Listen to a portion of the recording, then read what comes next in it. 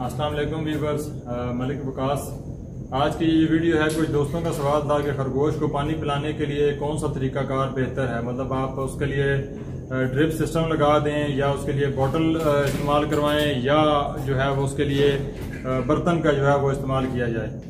तो इस हवाले से आपको बता दूं कि जितने भी वो फार्मर जो कमर्शियल फार्मिंग कर रहे हैं और जिनके पास ज़्यादा खरगोश हैं, जैसा कि हमारा सेटअप है, और इस तरह के जितने भी बड़े फार्मर जो फार्मिंग करना चाहते हैं, उनके लिए ज़्यादा बेहतर तरीका बर्तन वाला है और दूसरे नंबर पे बोतल वाला है। ठीक है, ड्रिप सिस्टम जो है वो उनके लिए कामयाब नहीं है, बल्कि किसी भी फार्मर के लिए जो है वो जो पाइप सिस्टम है या नोजल सिस्टम है वो कामयाब नहीं है।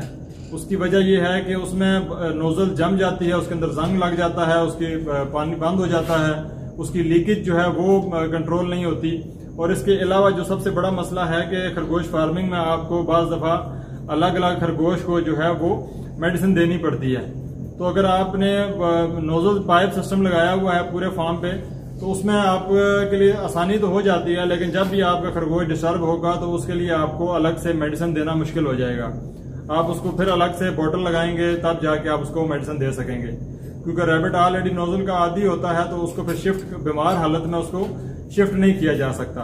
तो ऐसी सूरत हाल में पहले से ही बेहतर है कि आप जो है वो पाइप वाली जो नोजल सिस्टम है वो ना लगाएं।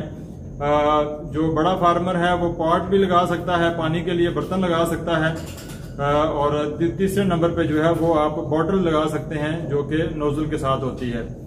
हमारे अंदाजे के मुताबिक सबसे बेहतर जो है वो बर्तन का तरीकाकार है, लेकिन बड़े फार्मर्स के लिए और जो छोटे फार्मर्स हैं जिन्होंने 40, 50 या 30 पीस रखे हुए हैं, वो बेहतर है कि बोतल लगा लें, ताकि 24 घंटे के लिए जो है वो बोतल उसको भरना नहीं पड़ता और उसको आप खरगोश को 24 घंटे के लिए पानी मिल जाता है।